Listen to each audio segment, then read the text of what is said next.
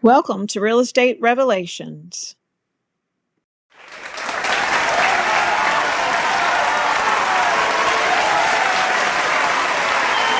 Welcome to Real Estate Revelations, a podcast. I'm Joy. And I'm Barbara. And the reason we're doing this podcast is we want to help you, the buyer and the seller, not make a mistake. So, our first topic today is hiring the right agent. That's right, I said hiring the right agent. You need to think of real estate as a business transaction. Whether you're buying your first home or you've done it 10 times, it's a business transaction, and hiring the right agent is very important. So where do you start?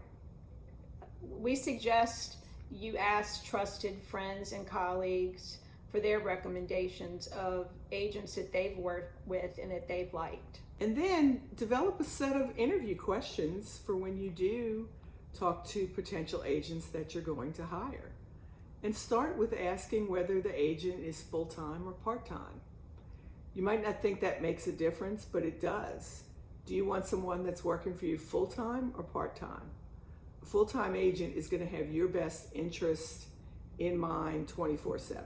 Another question is, how many agents do they have in their brokerage? This doesn't seem like it would be important. A lot of times there's too many agents and not enough brokers. In the past, in the last few places I've worked, I've had issues with getting in touch with the broker when I needed them the most, which is an issue because a lot of times it's something simple, but if they don't answer the phone and they have 300 agents and 2 brokers, that's too many. So when I started Prime Real Estate Partners, my goal was to be a small company. And I had a similar experience as Barbara that I couldn't always get feedback from my broker in a timely manner. And even a very seasoned agent who's been doing this a long time occasionally needs input from their broker on different levels of the offer, negotiating, legal things that go on. And one of the agents in the company a few years ago dubbed me the concierge brokerage because she said I always seem to be able to be in touch with her when she needs me most. Yes, and that's very true. And it changes the environment for the agents. The agents are more relaxed. The agents know you're going to call back or pick up the phone. And a lot of these questions are critical. There's a time constraint, a timeline.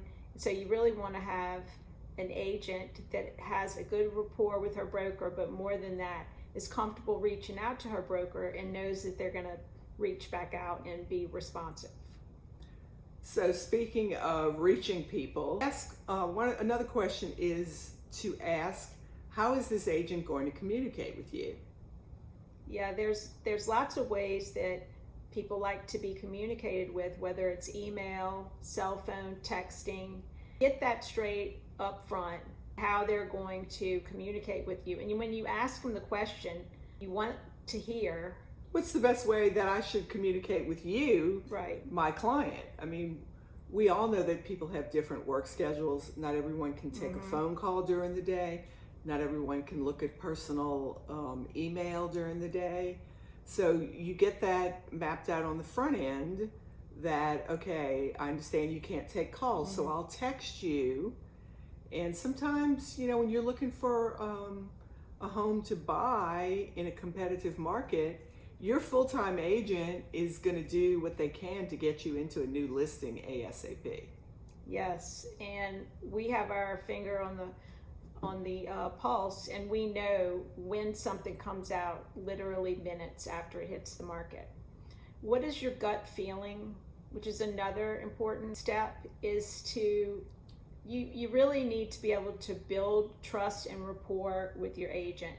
And if for some reason you just don't like them or you don't have a rapport, that's okay. I think you need to be able to communicate and feel comfortable and confident. What is the gut feeling? So hopefully these tips and questions will help you pick the right agent to work with.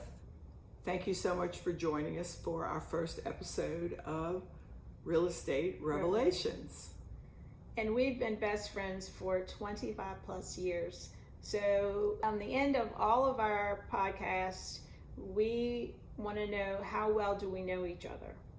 So the question I had for Joy was, what is her favorite NFL team? Which I do know is the Saints. We do live in New Orleans. But I did not know.